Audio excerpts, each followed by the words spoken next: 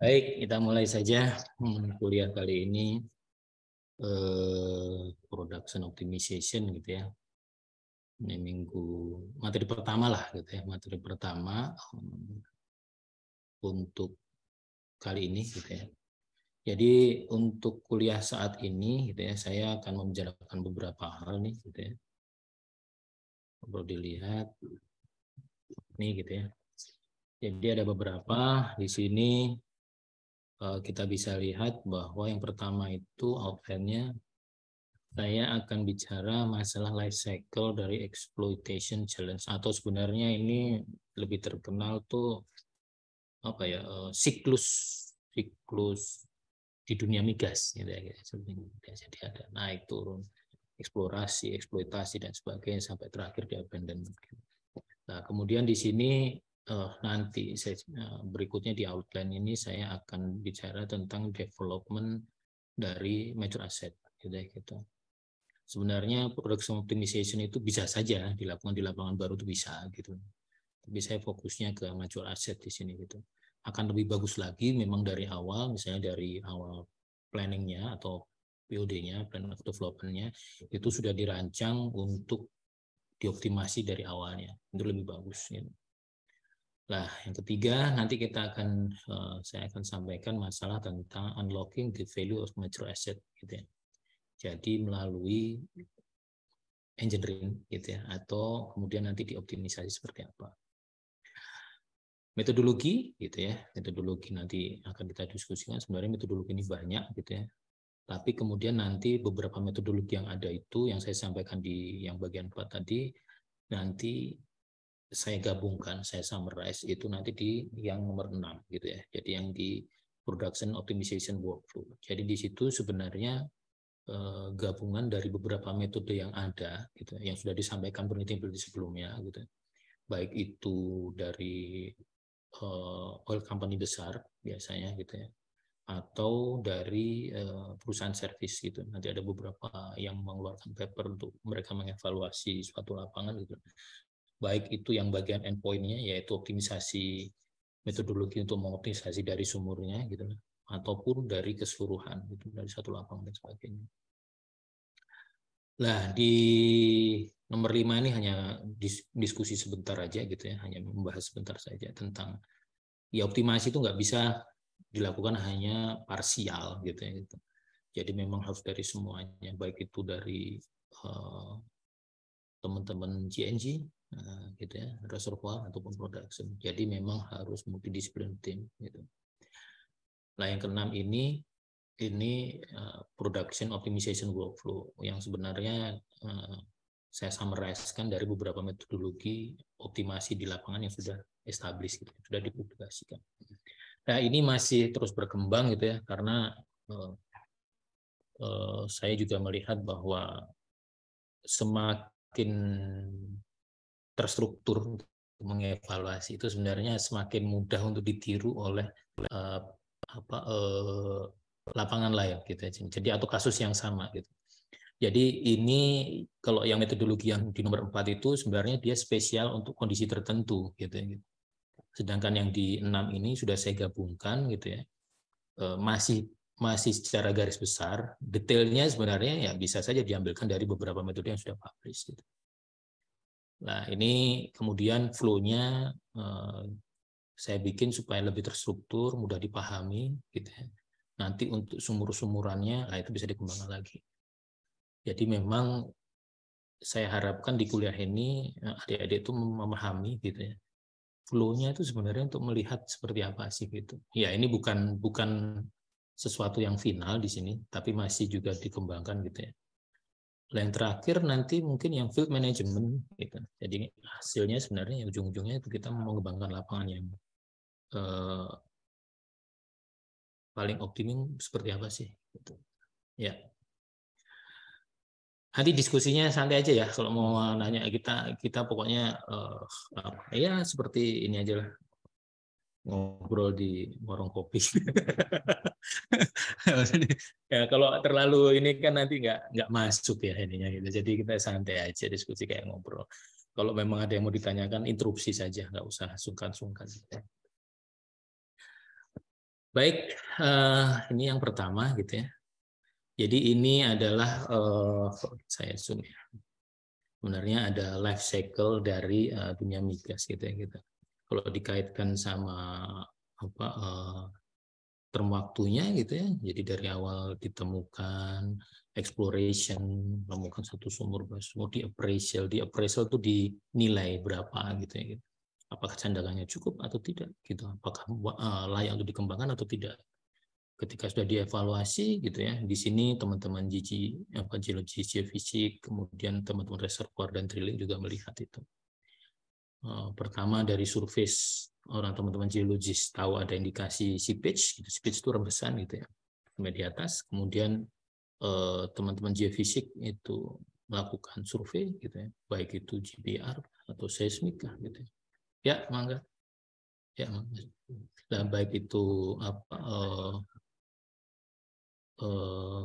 seismik atau GPR kah atau apapun gitu ya gitu. Nah itu untuk mengkonfirmasi saja gitu, menambah pengetahuan apakah ini layak untuk diproduksi atau tidak gitu.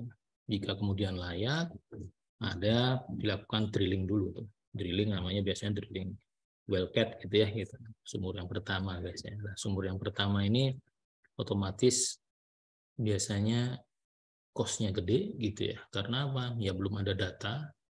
Jadi kalau misalnya nanti adik-adik melihat bahwa kenapa kok sumur wellcat itu cost-nya lebih tinggi dibandingkan sumur-sumur yang lain. Kecuali lapangan tersebut sebelah-sebelahnya ada ya, gitu. Kalau nggak ada ya biasanya cost-nya lebih tinggi karena ya semua casing itu harus ada gitu ya. Kemudian material-material untuk mencegah terjadinya problem itu misalnya kick kah atau blowout kah gitu itu harus ada gitu ya.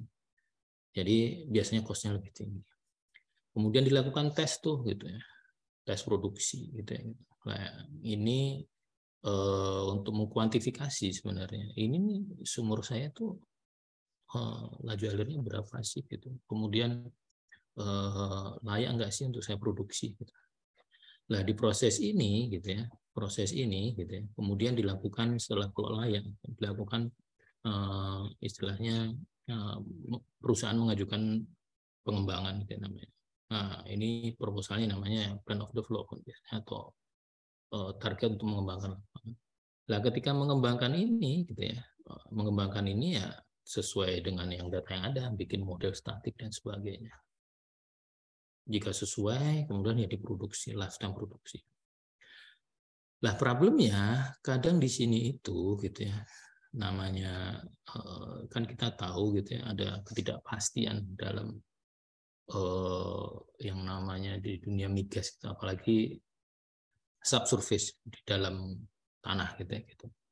Nah, kadang harus selalu dilakukan tuh optimasi gitu. Baik misalnya untuk meningkatkan produksi gitu ya, baik sumuran dan sebagainya, atau misalnya secara besar gitu. Secara besar ya meningkatkannya. Ya kalau secara konvensional tidak bisa ya di-enhance lagi namanya EOR. Sebenarnya semua ini itu dibungkus dalam namanya field development atau field management. Jadi field management itu enggak hanya secara ini ya, tapi secara engineeringnya ya dari sumuran, baik itu yang secara reservoir atau field itu dilakukan. Nah ini saya hanya bahas nggak sampai ke bagian kecil dari field management lah gitu ya gitu. Atau jadi nggak semuanya gitu ya. Nah, nanti kita bisa lihat yang berkaitan sama produksi dan bisa kita lihat di sini seperti apa. Nah, untuk yang kali ini gitu ya, saya sebenarnya memfokuskan untuk di major asset gitu ya. Jadi yang production optimization-nya itu saya ini ke di major asset.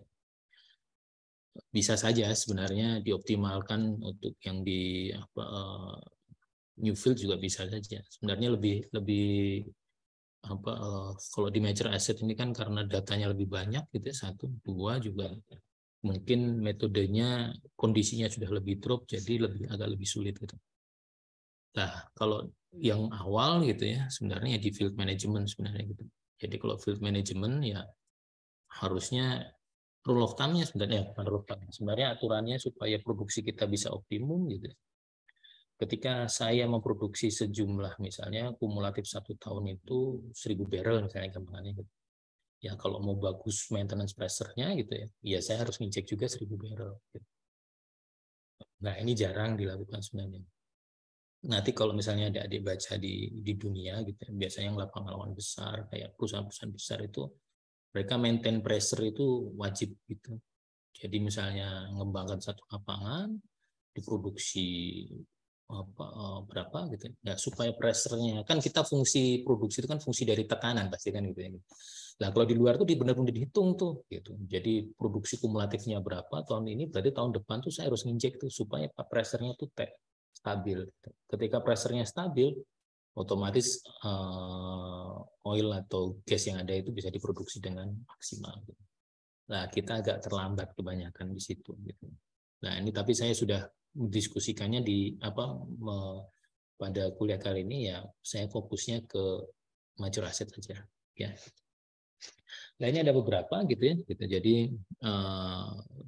kalau di mature asset itu biasanya yang penting itu mereview dulu kondisi yang sekarang seperti apa. Gitu. Kondisi yang sekarang itu termasuk misalnya sebelum saya mengoptimasi, saya harus tahu kapasitas pengolahan dari lapangan saya seperti apa. Gitu. Nah, saya kan nggak bisa tuh kalau misalnya kapasitasnya hanya misalnya 10.000 barrel per hari pengolahannya. Terus saya optimalkan segede-gedenya gitu ya, untuk sampai lebih gitu. Ya bisa-bisa aja kalau memang ekstrim ya, maksudnya ekstrim itu awalnya kok hanya 5.000, ternyata setelah ketemu beberapa zona lain setelah dievaluasi gitu ya, ternyata ketemunya lebih besar lagi, ada beberapa reservoir yang ada, boleh sih gitu. Tapi kalau misalnya memang hanya benar-benar mature asset dan tidak menemukan potensi baru, ya sebaiknya kita menggunakan fasilitas yang ada, jadi cost-nya lebih sedikit gitu. Nah ini juga kita lihat nih tipikal reservoirnya seperti apa gitu. Nah kita diskusi sama teman-teman dari GNG gitu ya, dan teman-teman dari reservoir seperti apa. Apakah yang dulu misalnya tidak teridentifikasi adanya fault gitu ya, tapi kok dari data produksi itu ada sumur-sumur yang pressure-nya itu ketika diproduksi dia kok tidak turun-turun tuh gitu. Padahal deket tuh gitu ya. Apakah mungkin di situ ada fault gitu. Nah, kita harus lihat lagi seperti apa nih dari reservoirnya. Nah, ini secara dinamiknya gitu ya, secara dinamiknya ya kita harus lihat juga nih gitu ya, driving mekanismenya seperti apa. Compartmentalization, jadi yang tadi itu kompartemen itu juga berkaitan sama yang reservoir struktur di atas. Kita harus lihat lagi gitu ya, hidrogenitasnya dan sebagainya. Mungkin nggak sih ditambahin gitu. Kalau nggak mungkin ya sudah gitu. Terus recovery faktornya berapa sih? Masih memungkinkan nggak sih? Gitu. Nah, yang berikutnya ya performance gitu ya. Performance ini kita harus lihat bahwa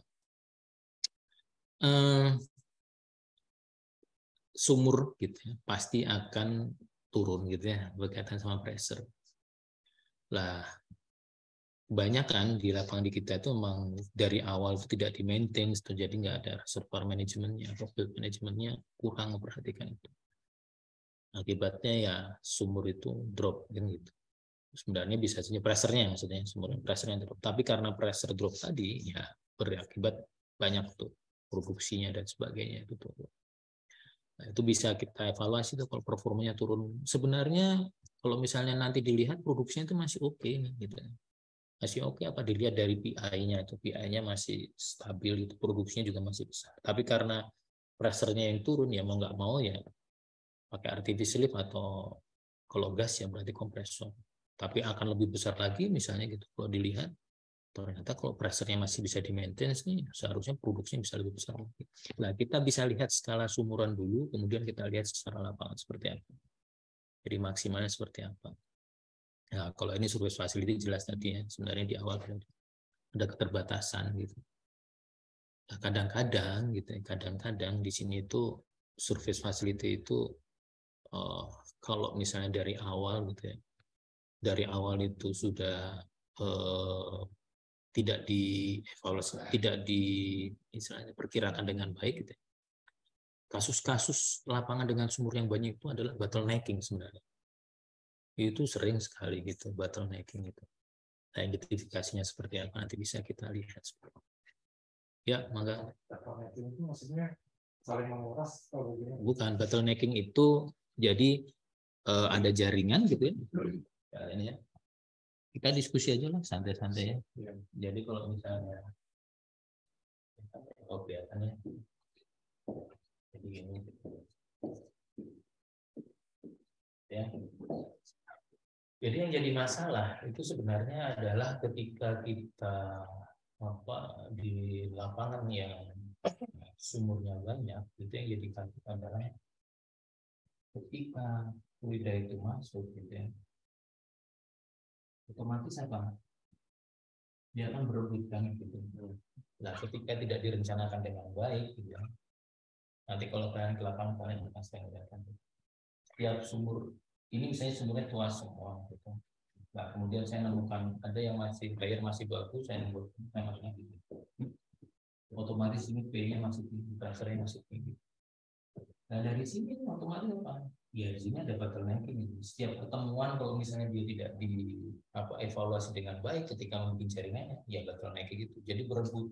Misalnya ini P-nya 10, ini 10, ini 10, ini 10. Kemudian 1, 2, 3, 4, 5. Dapatnya dari mana? Tes sumuran. Gitu. Biasanya tes sumuran, ada separator tiketnya gitu. Kalau dilihat dari sini kan harusnya di sini 60 gitu. Tapi kadang hanya 40 atau 30. Karena apa ya, bottlenecking kan direbutan gitu. Apalagi misalnya kadang sumur dengan performanya atau pressure yang masih tinggi gitu digabungkan dengan pressure yang rendah. Gitu. Pemulihan tempat itu juga ngaruh tuh, maksudnya pemulihan tempat. Kalau misalnya saya merepertoire seperti itu, ya, tinggiannya di sini gitu ya, hanya saya punya reservoir seperti ini, gitu ya. Saya gambar ini ya, gitu ya. Kemudian ini gitu ya. Ya, posisi untuk sumur ini juga mempengaruhi gitu. Apa gitu, airnya gitu ya, gitu ya. Otomatis apa? Otomatis yang karena kita asumsikan adalah gitu ya, pressure-nya itu bagus kedalaman, terus bukan gradien kedalaman, otomatis ini kan lebih tinggi dibandingkan yang sini kan gitu. Ya, base ini mungkin lebih kecil, base ini mungkin agak lebih besar sedikit, ya ini mungkin lebih besar sekali.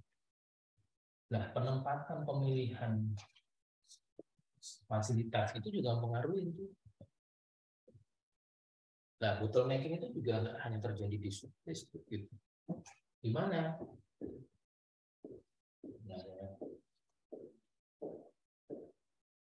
Nah, kalau misalnya di sini ada P1, P2, P3, komentar, ya gitu. Itu juga bisa terjadi. Kalau misalnya dia sudah dipasang itu nggak bisa terus, oke gitu ya. Kalau misalnya nggak dipasang ini ya nggak pasang cukup untuk dia supaya satu arah supaya nggak terus, dia akan terus. Tapi kalau nggak ya belum. Nah, satu lapangan yang ini sebenarnya kompleks nih gitu. Karena misalnya mengembangkan lapangan seperti ini harusnya juga kita membuat clustering. Clustering pressure yang hampir seragam gitu. Ada beberapa lapangan itu gampangnya gini, artificial lift pun gitu ya. Kalian akan lihat bahwa ini ada berbeda-beda. Misalnya di sini S2, ini apa gas lift, ini apa lagi. Tipikalnya IFB saya bisa genjot pressure dan ini karena dia pakai engine kan. Gitu. Tapi kalau gas lift saya nggak bisa ngapa-ngapain hanya injek engine. Nah, ketika kelakuan dari artificial lift itu juga berbeda gitu ya, dan kita jadikan satu, ya pasti akan kalah ujung-ujungnya. Nah, itu sayang gitu. Jadi sebenarnya ini untuk mengevaluasi, mengoptimisasi itu bisa banyak hal gitu ya. Dari ujung sampai ujung, dari reservoirnya sampai. Nah, saya hanya ambil beberapa bagian yang berkaitan sama produksi. Pressure maintenance termasuk nggak? Termasuk juga, tapi itu masuk kan, tapi itu kan ada ininya. Saya hanya ranah yang berkaitan dengan kuliah ini, produksi terutama. Oke. Adelit, silakan. Field management itu cuma ini, cuma peralatan sama engagement. Enggak, bisa banyak. Field management itu lebih besar banget lagi menurut saya ya. Karena namanya field kan berarti mengelola lapangan itu untuk menjadi lebih baik kan gitu, atau produksinya lebih stabil. Yaitu mulai dari sumuran, ya semuanya lah, mulai dan sebagainya termasuk field management kan gitu. Kalau di ininya, kalau di papernya gitu ya, keywordnya itu apa ya? Asset management lah.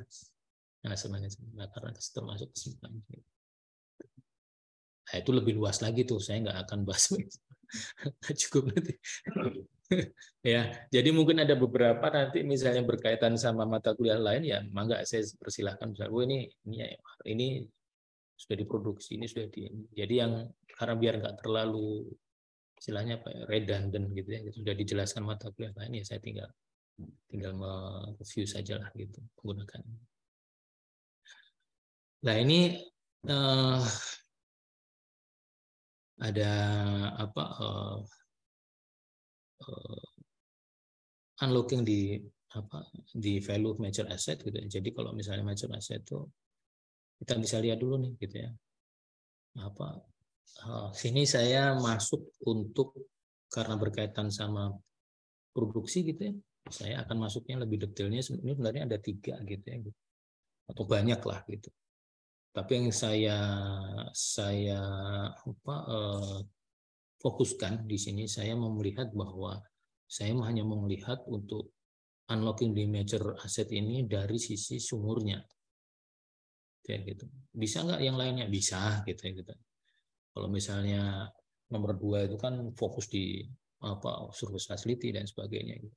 Atau misalnya water management ada, atau banyak lagi lah gitu kan. Tapi ini hanya saya ambil satu gitu ya. Bagaimana caranya mengevaluasi atau memilih sumur-sumur yang sudah ada tersebut gitu ya, untuk bisa saya optimalkan gitu. Nah, fokusnya ke situ ya gitu. Karena kalau misalnya nggak saya ambil batasan nanti terlalu besar. Nah, di sini di kuliah ini saya akan istilahnya apa ya, menyampaikan metode untuk mengidentify gitu ya, potensi dari kandidat sumur yang bisa kita tingkatkan lagi gitu ya. Atau dari sumur yang ada itu bisa kita lihat tuh sebenarnya itu ada yang belum dibuka gitu ya. Karena kalau kita evaluasi itu ternyata sumur-sumur sebelahnya performanya lebih bagus. Jadi kita base-nya itu nanti melihat secara garis besar dari atas gitu.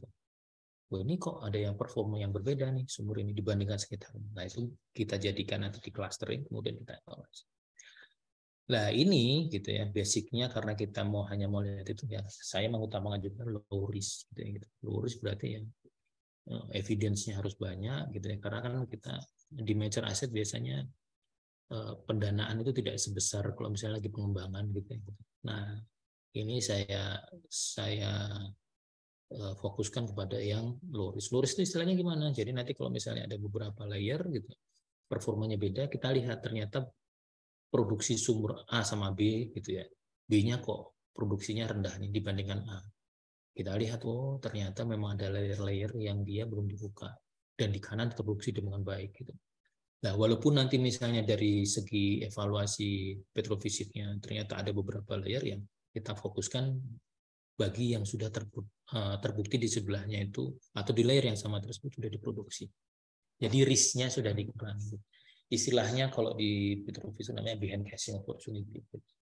Nah, behind casing opportunity itu kalau di petrofisik semua yang terindikasi di situ ada hidrokarbon itu behind casing opportunity.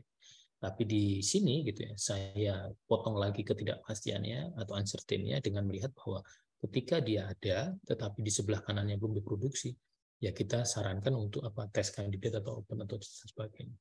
Nah, kalau behind casing yang kita usulkan sebagai sudah diproduksi berarti sudah terbukti layer tersebut sudah diproduksi dengan jarak tertentu sumurnya.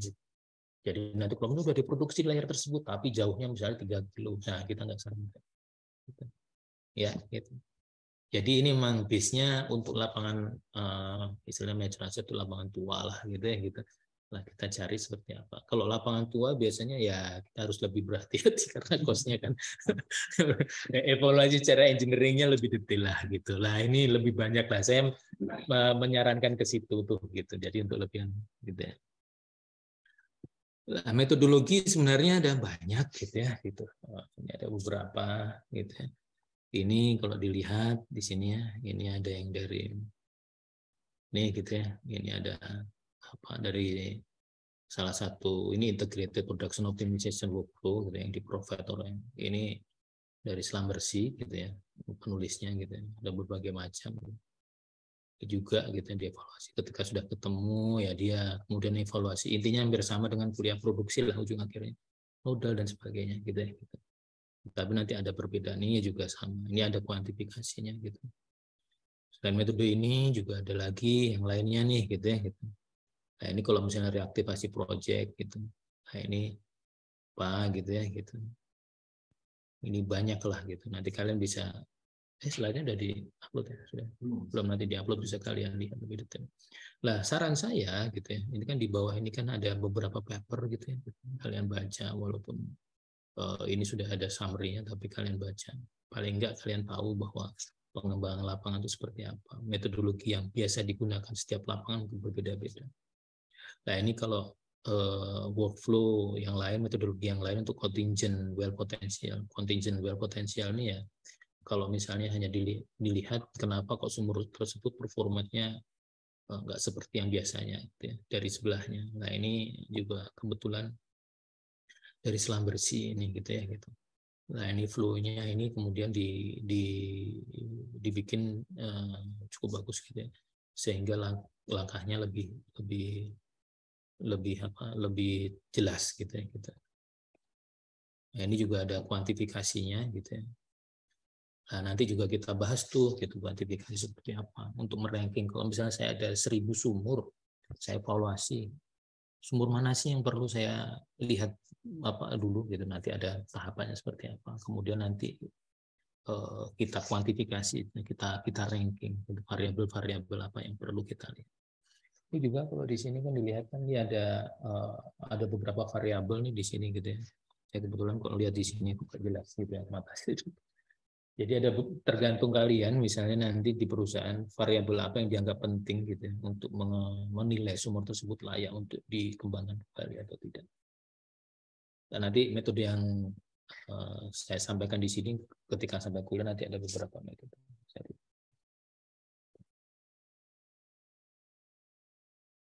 Ya, nah ini juga gitu ya. Ini kalau ini berkaitan sama revitalization gitu ya, mature field revitalization. Jadi step-stepnya sebenarnya hampir sama gitu ya. Gitu ada apa catering data gitu ya, kemudian evaluasi, kemudian di review kembali. Nah ini kebetulan ada diagnose, design, deliver. Nah ini untuk kalau misalnya plug evidence seperti apa untuk melihatnya. Jadi kalau base-nya dari sini gitu. Ini saya yang memperlihatkan saja bahwa sebenarnya yang saya sampaikan itu nanti workflow itu gabungan dari beberapa metode yang sudah ada. Ini gitu. Juga gitu. Ini dilihat nah ini. Jadi tadi kebanyakan kalau diperhatikan sebenarnya berkaitan dengan melihat aset dari mature field yang biasanya idle gitu ya. Atau idle itu apa sih? Idle itu biasanya ditinggal pada waktu yang lama gitu. Bisa saja karena memang dia tidak ada potensi gitu ya, atau water cut-nya sudah tinggi gitu, atau sumurnya kebanyakan gitu. Jadi daripada ini mereka prioritaskan yang masih baru. Tapi sebenarnya jangan-jangan ketika dievaluasi itu masih ada tuh gitu. Nah, ini tahapan-tahapannya sebagai berikut gitu ya. Nanti bisa dilihat yang flowchart yang kita usulkan lebih mudah dipahami menurut saya gitu ya. Ini juga seperti ini gitu ya. Jadi ada data input gitu ya gitu. Ini ada data inputnya apa saja, kemudian dia di sensitivitas gitu ya. Kemudian result sama aplikasinya seperti apa gitu. Nah, kesemuanya itu sebenarnya mau nggak mau ya kita harus multidisiplin tuh gitu. Jadi untuk mengoptimasi satu lapangan ya tidak bisa jika kita hanya bergerak sendiri. Lah, sebenarnya kalau dilihat dari yang tadi gitu ya, hampir semuanya itu flow-nya ya mirip-mirip semua. Hanya tadi setiap paper itu menekankan pada bidang yang mereka mau sarankan gitu ya. Misalnya sumuran kan, atau nanti problemnya berkaitan sama water shut off kan, dan sebagainya. Evaluasinya berdasarkan itu. Tapi intinya kalau kita lihat sebenarnya ya ini tahapannya gitu ya. Ada satu, collecting data gitu ya. Dua, ya integrasi gitu ya gitu antara bukan hanya orang-orang produksi, orang reservoir, orang geologi dan sebagainya. Nah, integrasi ini gitu ya, info integrasi ini kemudian dilihat data produksinya seperti apa, trennya seperti apa gitu. Kemudian kita memahami bersama nih gitu. Baik dari data lognya gitu ya, kemudian dari data well testnya, kemudian nanti kita lihat patternnya kalau di kanan bawah ini kan. Patternnya itu apa gitu? Patternnya apakah nanti laju alir yang tinggi-tinggi itu atau produksi yang tinggi-tinggi itu mengelompok di satu sisi atau seperti apa tuh gitu. Nanti kita lihat gitu. Setelah semuanya dipahami, datanya sudah dikumpulkan gitu ya. Nah, kita baru mengevaluasi secara production engineering. Oh, ini tuh problemnya ini gitu loh. Nggak naiknya kira-kira ini. Kita sudah review sumurnya gitu ya. Ternyata problemnya tadi bottleneck tadi sebenarnya sumurnya nggak ada apa-apa. Dites tinggi, ini tinggi. Lah ini otomatis tadi itu harusnya ketika integration info integration ini ya semuanya nih, bagian subsurface maupun surface gitu. Lah di bawah ini nggak kelihatannya ini. Ya, di sini gitu ya. Nanti kemudian kita bahas tuh evaluasinya, nodal dan sebagainya. Baru kita desain sarannya seperti apa. Lah kalau engineering biasanya hanya sampai conceptual design sama recommendation. Lah kalau di perusahaan biasanya setelah itu kan implementasi ya. Setelah implementasi ada post pre sama post recommendation. Nah itu dievaluasi itu gitu. Nah kalau kita hanya sampai conceptual design sama rekomendasi yang setelahnya seperti itu. Nah, workflow-nya dari beberapa tadi gitu ya, kemudian ini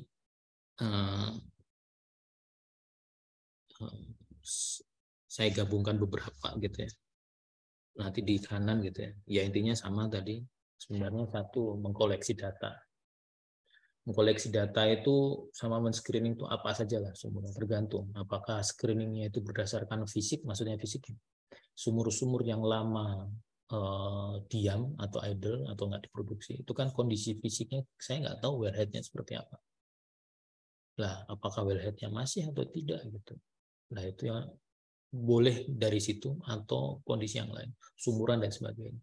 Karena kalau misalnya nanti kondisi fisik itu menjadi hambatan gitu ya, saya menyarankan sumur satu bagus nih gitu. Padahal kita tadi ingat ya, cost minimum ya gitu.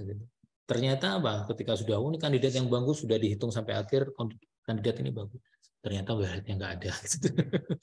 Ada nggak ada kasus seperti itu banyak gitu. Mulai karena itu data collecting sama screening ini di awal itu penting. Status sumuran seperti apa, kapasitas seperti apa, flow line apakah masih ada. Lah, apakah sumurnya aman? Lah, yang kedua ini ada identify gap. Gap itu atau opportunity.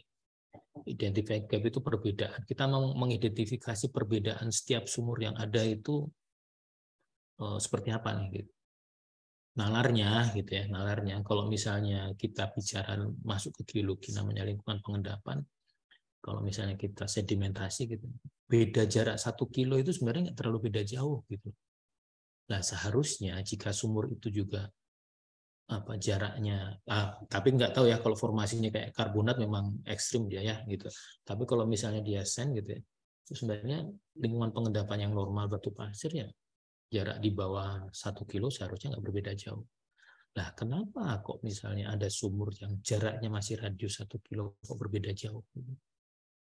Nah kita identifikasi itu gitu ya, kita lihat, kemudian kita evaluasi itu baik dari petrofisiknya seperti apa, ininya seperti apa, ya gitu. Nah nanti kalau misalnya sudah ketemu, baru kita masuk ke detail well diagnostic. Detail well gimana? Ya sekarang kita lihat sumur ini misalnya yang kita identify itu memang performanya lebih jelek daripada sebelahnya. Kita lihat apakah dia karena penurunan performance, bisa akibat apa? Bisa akibat dia jelek gitu ya. Nanti bisa terlihat di metode yang kita gunakan. Apa ya, bisa kita sarankan untuk acid dicing atau deep prep atau apa. Atau memang ternyata setelah kita lihat, kita evaluasi inflow performance-nya itu masih bagus. Ternyata karena apa? Artificial lift-nya gitu loh. Ya kita optimasikan ya artificial lift-nya yang dinaikkan. Kalau misalnya gas lift ya, waduh ternyata ini setelah kita evaluasi inflow performance dan kondisi sekarang, ternyata ya masih bagus nih, hanya memang nggak kita optimumkan. Nah, kita bisa optimumkan gitu. Nah, dari hasil yang identify gap tadi di detail well engineering-nya, bisa saja kita ketemu layer-layer yang ternyata masih potensi, tetapi belum dibuka. Gitu. Nah, itu biasanya masukan dari teman-teman petrofisik. Gitu. Pada layer yang sama, yang 1A ini belum dibuka, yang B sudah dibuka. Gitu. Nah, ini jadi pertanyaan nih. Gitu. Padahal di petrofisiknya juga ada, di batasannya juga. Nah, detail well diagnostik ini macam-macam gitu ya. Kita bisa lihat data produksinya nanti itu apakah ada coning kah gitu. Terus kita juga perhitungkan juga sisanya, remaining reserve-nya seperti apa. Metodenya nanti ada banyak gitu ya. Misalnya ada apa Petkovic kah gitu. Ya Petkovic kah gitu, atau pakai decline curve, pakai ARPS kah, atau reciprocal kah gitu. Atau kemarin ada yang TA sama saya itu pakai Biaci atau apa, tapi dia khusus buat unconventional gas. Nah, kita hitung, kenapa kita hitung remainingnya gitu ya, supaya kita kan kalau mau mengoptimasi, kalau sisanya masih banyak kan lebih niat kan gitu ya. Jangan sampai kita mengoptimasi tapi ternyata sisanya nggak ada kan gitu. Nah, itu kita perkirakan remainingnya berapa, lah kemudian masuk design recommendation sama. Apakah mau di acid kah, mau di artificial kah, atau mau di apa, atau memang dia belum dibuka, ya kita sarankan untuk diopen. Atau misalnya dari yang evaluasi detail well diagnostik itu kita plot apa, misalnya Chan plot apa, oh ternyata indikasinya dia coning, ya water shut off atau proporsinya dinaikkan seperti itu. Lah kita sampai ke design recommendation. Kalau kalian di perusahaan, ya kalian bisa sampai post job evaluation sama pre sama post gitu ya. Pre berarti sebelumnya seperti apa tesnya. Kalau postnya setelah misalnya di acid atau di water shut off gitu ya, itu seperti apa hasilnya. Nah, flowchart-nya seperti yang di kanan ini gitu ya gitu. Nanti saya masuk detailnya di kanan dah gitu ya. Nah, ini gitu ya. Nah, ini yang pertama, saya masukkan di sini gitu ya. Pertama itu tadi kita mengecek well status dulu gitu. Well status nih asumsi kita data yang masuk itu well status itu apakah sumur itu hidup atau mati. Sebenarnya well status ini untuk melihat jika matinya dia lama, ada kemungkinan dia rusak kan gitu. Nah, tapi jadi kita hanya melihat itu tuh gitu. Jadi kalau misalnya matinya dia baru di bawah 1 tahun kah atau 6 bulan, kemungkinan masih oke. Tetapi di kanan ini gitu ya, di kanan ini yang well screening awal ini gitu ya. Nah, ini sebenarnya dia melihat bahwa status sumur yang mati tadi, ini kan kita mau lihat idle atau aktif. Kalau aktif dia langsung kita evaluasi. Kalau enggak, ini kita lihat well screening. Well screeningnya biasanya apa? Sumur yang mati tadi kita tanya beberapa hal yang berkaitan dengan itu. Apakah dia kondisi sumurnya seperti apa itu? Sebabnya itu apa? Apakah ada fish? Apakah ada ini atau ada problem lain? Ini di kanan dulu.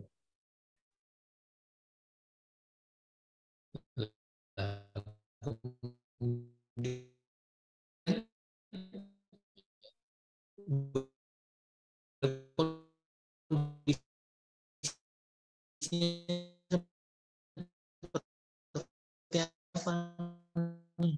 Gitu.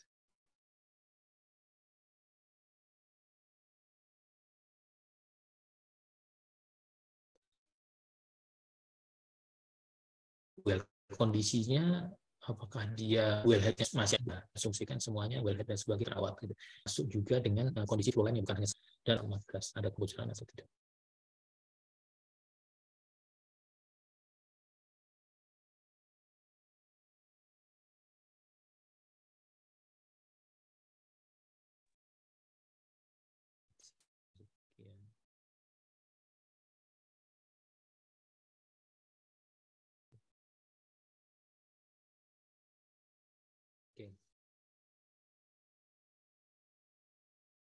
Lanjut ya, ini ternyata zoom-nya off nih. Nah, salah satu hal juga yang jadi pertimbangan adalah ini production track record. Karena jika dia produksinya bagus, ya itu bisa kita consider sebagai kandidat tuh gitu. Dan kita metode yang dia melihat metodenya itu melihat apakah dia dengan laju alur produksi terakhir atau kumulatif. Nah ini kalau mau detailkan seperti ini tuh, gitu ya. Suspend sama idle cost-nya itu misalnya kita lihat secara detail. Apakah dia suspend-nya itu akibat mechanical, gitu ya. Atau memang karena akibat misalnya artificial lift-nya gitu, atau operasi gitu. Atau bisa juga karena facility limit apa? Saya terbatas nih hanya 1.000 nih, 1.000 barrel nih gitu. Jadi saya utamakan yang water cut-nya kecil hanya gitu ya gitu. Nah, itu bisa saja terjadi gitu. Atau cadangannya misalnya tadi remaining dan sebagainya. Nah, kalau well condition-nya, ya ini kalau didetailkan seperti ini. Jadi kita melihat idle period-nya nih gitu. 1 tahun, 2 tahun, 3 tahun, 4 tahun, 5 tahun atau apa. Lah, asumsinya jika masih di bawah 1 tahun seharusnya masih bagus gitu. Nah, tapi kalau misalnya sudah lebih dari itu gitu ya, kita harus lihat kondisi wellhead-nya seperti apa, flow line-nya seperti apa, well integrity-nya seperti apa. Yang penting well integrity semua. Nah, ini juga akan bermasalah tuh gitu. Nanti jika memang kondisinya itu ketika kita produksi tapi well integrity-nya kurang baik. Nah, kalau production track record ya seperti ini nih gitu ya gitu. Jadi dia production periodnya, peak produksinya. Lah, peak produksi ini bagusnya nanti bisa dilihat tuh apakah sumur-sumur ini ternyata peaknya lumayan tinggi nih gitu. Nah, ini kenapa kok misalnya dia idle dan sebagainya. Dan last produksi atau kumulatifnya total berapa bisa saja. Nanti tergantung metode yang kita lihat seperti apa. Nah, di bagian pertama ini gitu ya, di bagian pertama ini gitu ya. Nah, kemudian nanti kita bikin summarize tuh, kita nilai. Lah, kita bikin namanya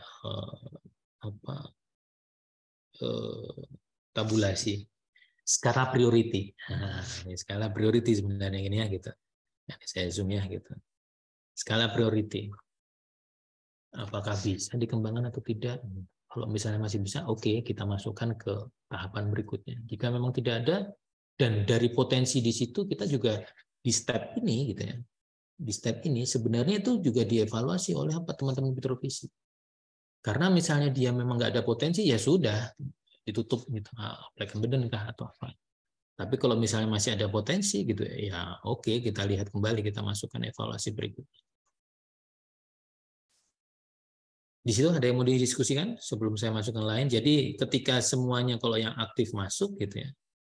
Nah, ini masuk ke sini nih. Dari well screening awal. Well screening itu dari idle atau sumur-sumur yang mati atau yang gurin lah gitu istilahnya.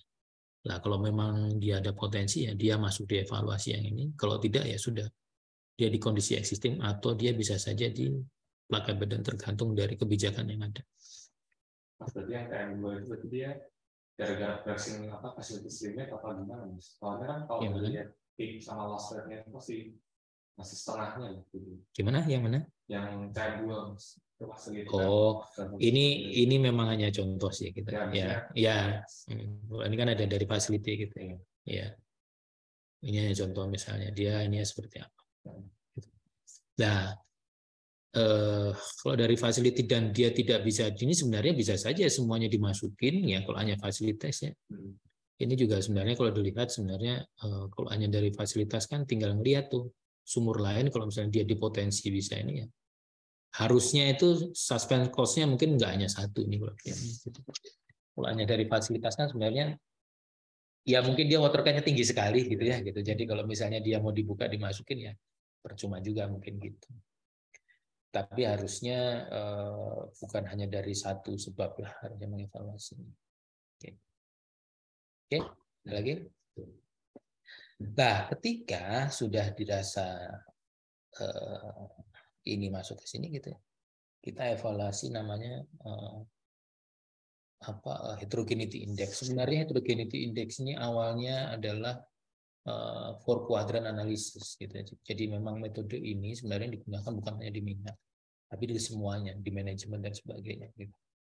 Jadi hanya ini sebenarnya heterogeneity index analysis itu karena ada yang menamakannya. Kalau metodenya, sebenarnya metode ini itu digunakan umum, baik itu mau mengevaluasi apapun namanya four quadrant analysis gitu. Nanti kita lihat seperti apa ya, kita masuk ke bagian yang ini.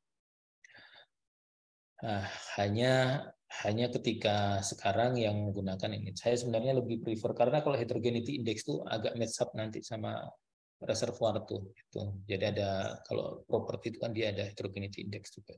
Nah itu agak sulit gitu. Nah sebenarnya dia basicnya adalah dari evaluasi 4 kuadran atau 4 kuadran evaluasi. Nah heterogeneity index ini sebenarnya cara yang simple untuk melihat potensi sumuran tadi gitu ya. Apakah dia itu underperform atau performanya bagus gitu ya gitu dibandingkan dengan sumur-sumur yang ada. Simpel sebenarnya ini ya, nanti saya ingat. Ini gitu ya gitu. Jadi ini kalau dilihat nolnya itu di tengah ya. Jadi ini kuadran 1, 2, 3, 4. Nanti ya, kuadran ini penomorannya itu bisa berbeda-beda tergantung dari karena ada yang nomornya itu 2, 3, 4 terbalik-balik lah gitu ya. Ada terserah ininya lah. Yang penting pokoknya kalian paham bahwa yang bagian kiri atas gitu ya, 0 itu di tengah ini.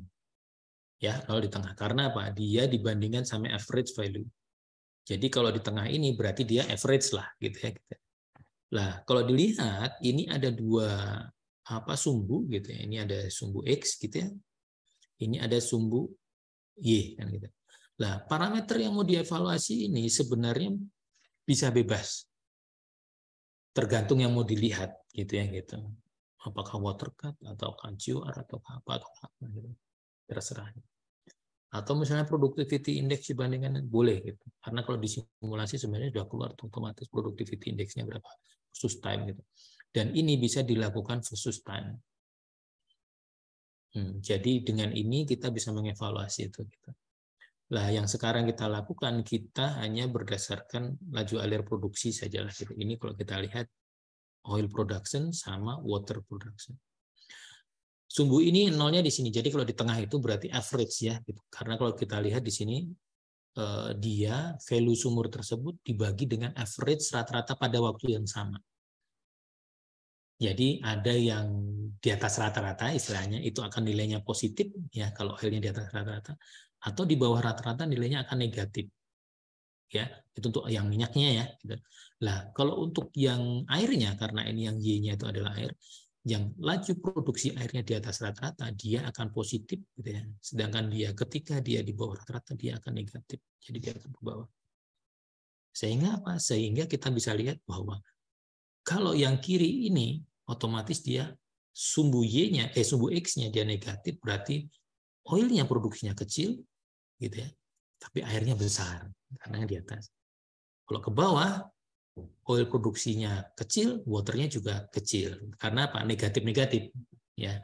Nah, di kanan ini kan positif-positif nih. Jadi apa? Produksi minyaknya besar, airnya juga besar. Ya, yang bagus itu sebenarnya yang 4.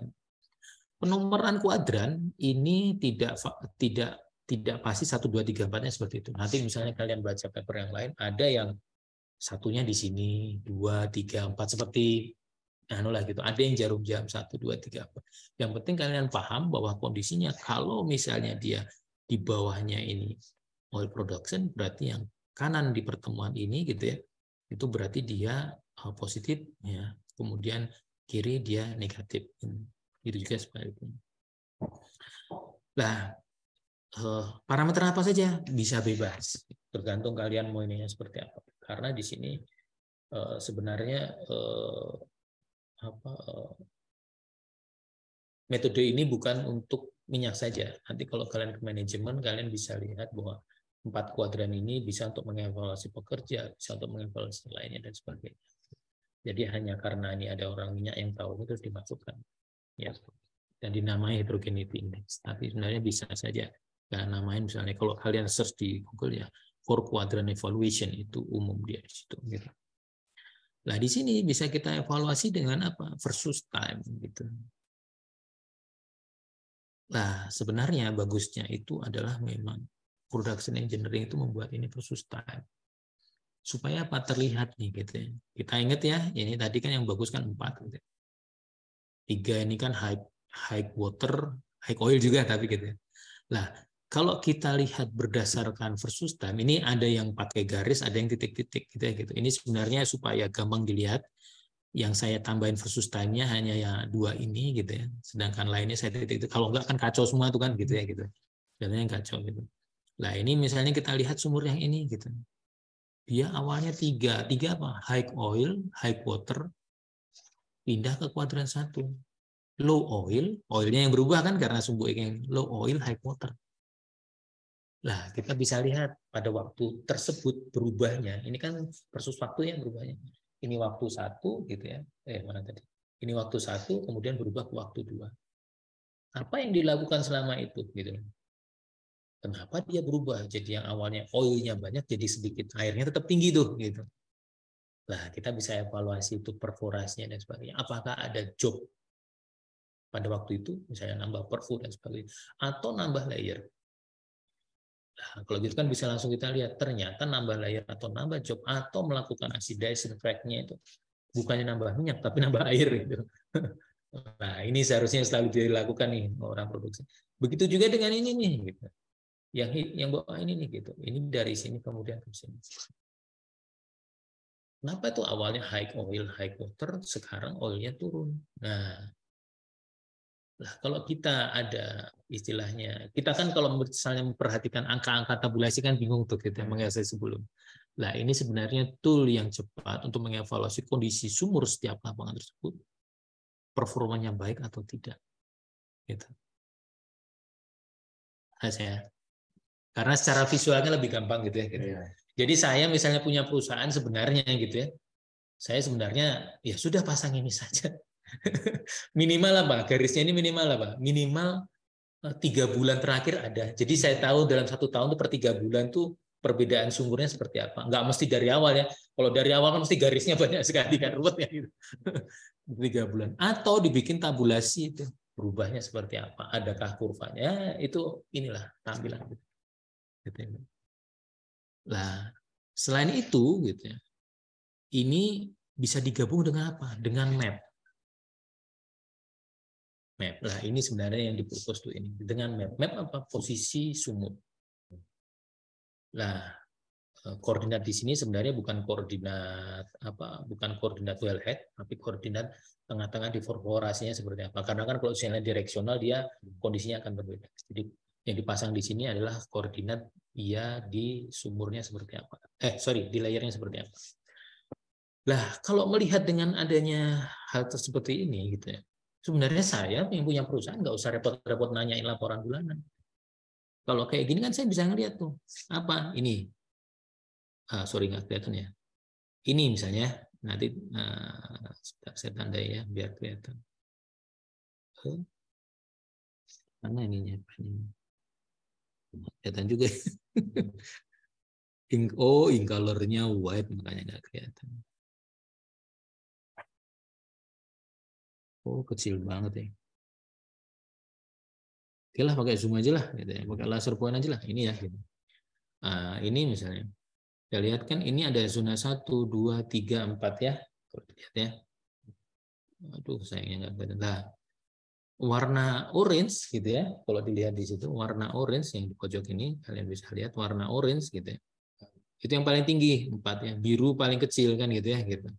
Nah, kita tinggal lihat sumur-sumur tersebut kedudukannya dari sebelah-sebelahnya. Orange nggak ada tuh, yang paling besar nggak ada tuh. Gitu. Tapi kita bisa lihat hijau. Hijau dia di zona 3, dia high oil, high water. Tapi kenapa kok dia satu lingkungan sama yang merah?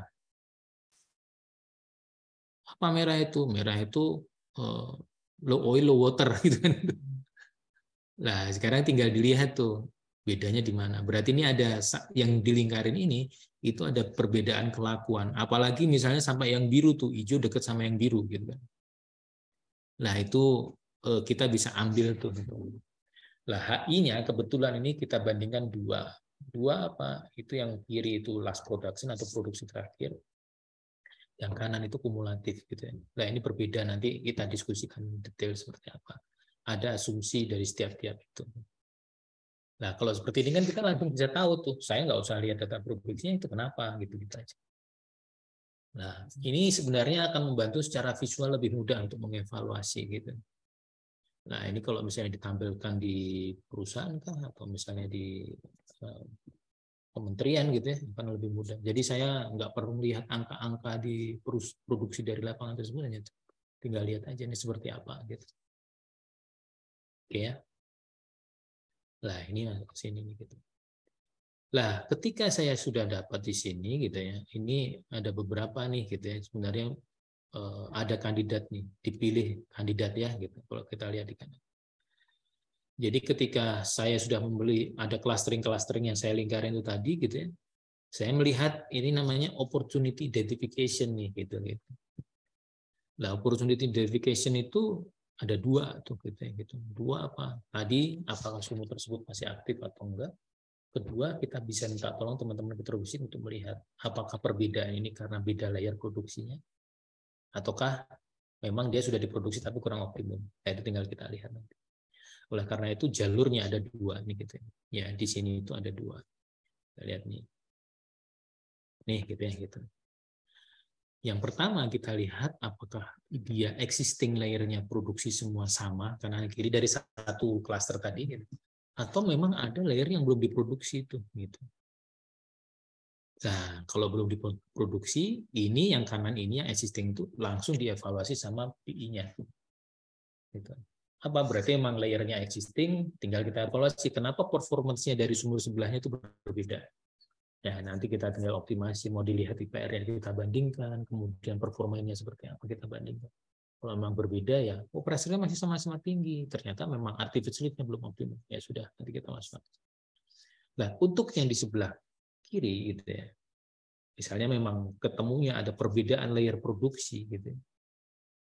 Nah, kita lihat, kita minta tolong teman-teman petrofisik tuh, lamping petrofisiknya. Dilihat apakah ada P, ada simpangan nggak di situ? Ada gitu ya gitu. Ada simpangan. Jadi kalau sebelahnya ada namanya gini. Misalnya seperti ini gitu ya. Nah, di sininya juga ada simpangan nggak gitu? Ada hidrokarbon nggak gitu? Oh ada gitu ya. Gitu. Kalau ada ya oke, kita lihat lagi gitu. Oke, ada. Kalau enggak ya sudah nggak dianalisa. Gitu. Tapi kalau misalnya ada, kita lihat ada tesnya nggak gitu. Jadi ini diproduksi, tapi ternyata bedanya ini ada yang diperkuratin di sini, tapi di sini belum gitu. Nah, kita lihat di sininya hidrokarbonnya nih. Ada nggak simpangannya secara petrofisik? Ada.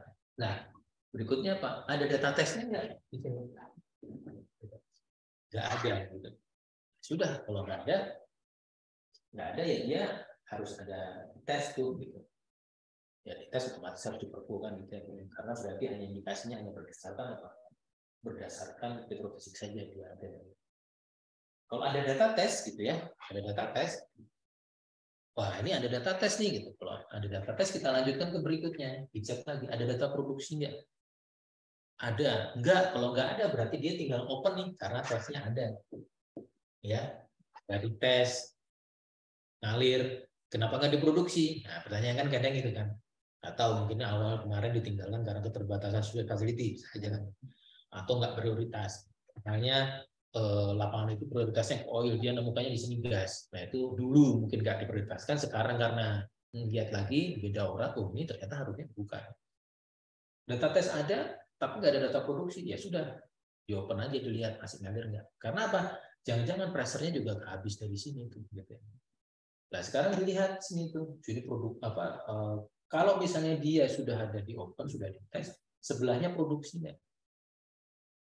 Tadi yang open candidate itu sebelahnya belum produksi ya. Gitu. Kalau sebelahnya produksi dia.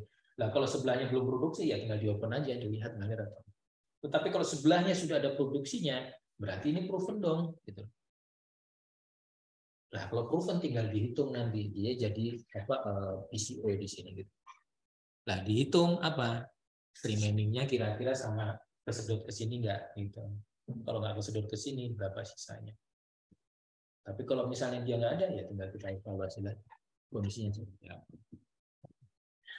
Nah, ketika jadi BCO, begitu juga yang ada di sini gitu ya. Kita harus lihat nih, sebelum kita lakukan evaluasi, kita lihat sisanya seberapa besar sih, gitu. Seberapa banyak sih. Gitu. Nah, kita lihat apa? Kalau yang existing kita lihat sisanya. Kalau yang di sini kita perkirakan apakah di sumur sebelahnya yang sudah produksi itu memakan minyak atau gas yang ada di situ enggak? Gitu. Karena kan sebelum kita kembangkan, kalau dia sudah kena radius pengurasan sebelahnya, percuma juga kita ini kan gitu. Nah, metodenya yang kita gunakan untuk melihat itu ada berbagai macam. Gitu. Jadi yang existing tadi kita evaluasi, kita lihat ada yang namanya reciprocal, ada yang namanya ada fat coffee type curve dan sebagainya. Gitu. Nah, ya. Nanti kita lihat seperti apa evaluasinya. Nah, di sini gitu ya. Untuk yang tadi sebenarnya yang di sisi kiri tadi itu sebenarnya dilihatnya di sini tuh. Gitu. Jadi kalau yang potensi tadi kita bandingkan tuh sumur yang satu klaster tadi, gitu ya. Tadi sebenarnya ini yang petrofisik dulu, gitu ya, baru yang tadi. Nah ini ada 3 sumur gitu misalnya gitu. Lah kita lihat existing ini ternyata belum dibuka gitu. Ini sudah diproduksi, sini belum dibuka gitu. Kebalikannya juga nih, ini juga diproduksi tapi di sini belum dibuka. Berarti masuk apa ini? Masuk BCO kandidat yang behind casing opportunity. Nah, yang harus diwaspadai sebenarnya BCO itu kalau istilah di petrofisik semua yang ada simpangan ada seperti ini itu dihitung BCO. Hanya bedanya di metode ini sebenarnya BCO yang diasumsikan adalah sudah layer sebelahnya sudah terbukti gitu. Jadi tadi yang saya bilang test candidate, open candidate itu sebenarnya kalau di istilah petrofisik namanya behind casing opportunity. Tapi kalau di sini itu tadi ada variabel di depan tadi low risk ya gitu. Nah, low risk-nya itu dilihat bahwa dengan memperkirakan sebelahnya sudah diproduksi seharusnya ini kalau jauhnya ya proven jauh nggak kurang dari 1 kilo yang mestinya adalah gitu. Jadinya ketika dibuka yang mestinya lebih optimis lah kita dapatnya. Oke. Nah, ini nanti di list tuh gitu ya, di list banyak gitu ya. Jadi kalau yang dari ada data produksinya sebelahnya itu di ini kan BCO gitu ya. Kalau misalnya nanti yang lainnya yang tanpa data produksi ya kita kandidatkan sebagai test candidate atau open candidate. Nah, yang sebelah kiri ini kebanyakan ke petrofisiknya hanya menyarankan. Nah, yang BCO ini karena di sebelahnya sudah ada yang diproduksi yang sudah dites, kita bisa kuantifikasi kira-kira berapa dapatnya dan sebagainya. Nah, tadi yang ini tadi gitu ya. Jadi kan tadi seharusnya dari sini gitu ya. Dari sini masuk ke sini dulu. Nah, ini sebenarnya open sama aku tadi masuk ke sini dulu. Kemudian baru bahas yang ini tadi sisi kanannya tadi gitu ya gitu. Nah, setelah dari sini semuanya gitu dari BCO tadi yang potensial, dari yang existing tadi dari yang sumber yang evaluasi, kemudian kita masukkan semua ke sini. Nah, ini baru kita detailin gitu. Karena kita sudah screening dengan remaining research-nya gitu ya. Berarti ini kandidat memang ada nih gitu. Nah, nanti tinggal kita evaluasi. Apakah itu dari single well modeling, modalnya seperti apa, artificial-nya seperti apa gitu ya gitu. Nah, nanti tinggal kita juga lihat lagi. Tadi ada apa plot bisa kita lihat. Apakah ini sudah water coning dan sebagainya. Lah, kalau dari teman-teman geologis atau dari petrofisik bisa melihat atau dari evaluasi di data produksi lapangan memang kontaknya sudah naik, ya kita bisa revisi lagi reperfunya di. Atau memang PI-nya turun sehingga kita bisa sarankan untuk di acidizing atau bifurcate untuk meningkatkan kemampuan produksinya seperti itu. Lah, akhirnya disummarize seperti ini, tapi ini yang kecil-kecil sekali gitu. Nah, ini bisa nggak? Ini kita lihat detailnya EUR-nya seperti apa, kumulatifnya seperti apa. Terus last production-nya seperti apa, water cut-nya seperti apa, masih bisa dinaikkan atau tidak gitu. Nah, ini gabungan pertamanya dari satu sumur berapa layer, satu sumur berapa layer. Nah, kemudian ada remarks-nya nih gitu. Last produksinya berapa, reference sumurnya itu dari mana gitu. Nah, kemudian nanti yang terakhir ya dikuantifikasi. Kuantifikasi itu melihat kita secara engineering bisa menghitung, gitu ya. Gitu. Tetapi yang susah itu adalah yang ini, multiplication factor ini. Multiplication factor ini sebenarnya faktor di luar keteknikan, misalnya cost dan sebagainya, kondisi lapangan. Jadi kita hanya bisa menghitung sampai yang sum additive factor secara engineering. Lah, multiplication factor ini berat faktor yang tidak diperkirakan di ketika kita menghitung. Apa misalnya satu, kondisi lapangan, cost dan sebagainya. Misalnya di sini tetap ada gain, tapi ternyata ada cut off tuh. Cut off-nya apa? Kalau naiknya nggak segini, ya sudah, cost-nya nggak nutut tuh gitu. Even pun hanya dengan membuka perfu dan sebagainya gitu. Lah, nanti tinggal dikalikan tuh antara sum additive factor sama multiplication factor gitu. Dapatnya jadi well performa index. Lah, ini bisa kita ranking tuh. Mana yang well performa index-nya paling tinggi, mana yang rendah. Jadi kalau misalnya satu lapangan saya ada kandidat ada 20, dana saya hanya bisa 5, ya sekarang tahun ini 5 dulu.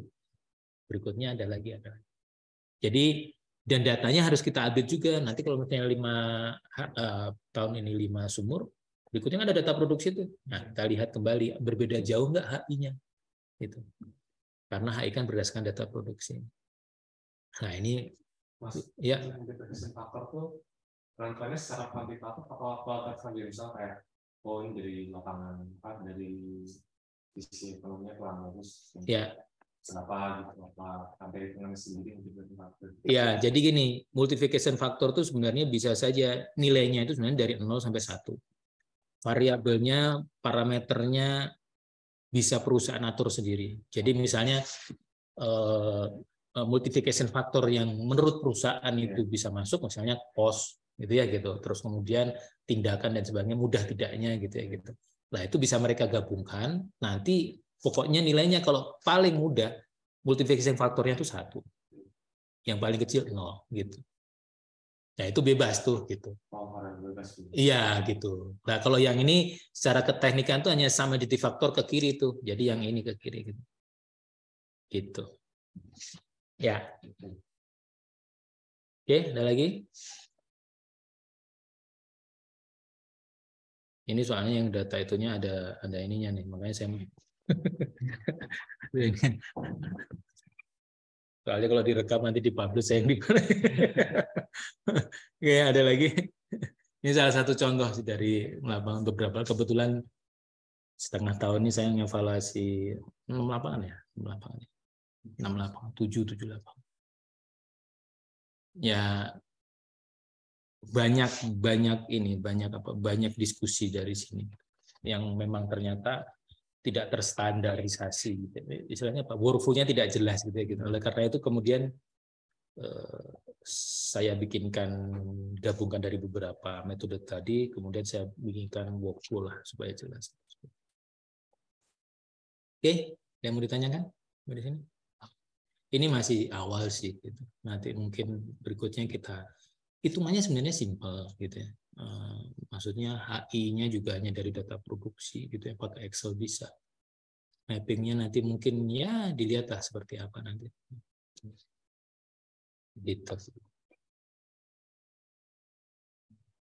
Ada lagi? Ya. Kalau yang berkaitan optimasi produksi itu kan uncertainty analisisnya lumayan tinggi. Untuk itu beberapa parameter itu untuk uncertainty-nya gitu. Jadi misalnya mengurangi uncertainty gitu. Misalnya data tes yang ada, terus misalkan dari sisi dan pencatatan di lapangan itu tidak semuanya dicatat dengan baik sehingga nah itu seperti apa? Nah itu kalau misalnya uncertainty sangat tinggi ya kita jangan hanya menghitung, gampangnya gini. Kalau kita yakin hanya satu metode itu benar, gitu. Saya ngitung satu metode, tapi nanti di luar kan jadinya padahal rentangnya di luar itu kan akan kacau. Kasarannya gini. Misalnya kalau ada data tes, saya bisa hitung IPR itu dari data tes gitu. Itu kalau inisial. Tapi kalau misalnya inisial pun gitu ya, kan ada berbagai macam metode nanti. Ada yang IPR-nya itu menggunakan single value, misalnya Vogel gitu, atau misalnya multi value, Vetkovic dan sebagainya. Itu aja juga awalnya sudah akan berbeda kan gitu. Itu dari baru yang inisial. Sedangkan kalau misalnya future bisa macam-macam lagi. Future bisa misalnya menggunakan metode yang ada, mau Fed-Kopitz kah, mau Ekmer kah, dan sebagainya. Tapi yang jadi masalah pressure itu kan ada turun ada naik kan gitu. Kita pressure itu juga data kadang berbeda gitu kan gitu.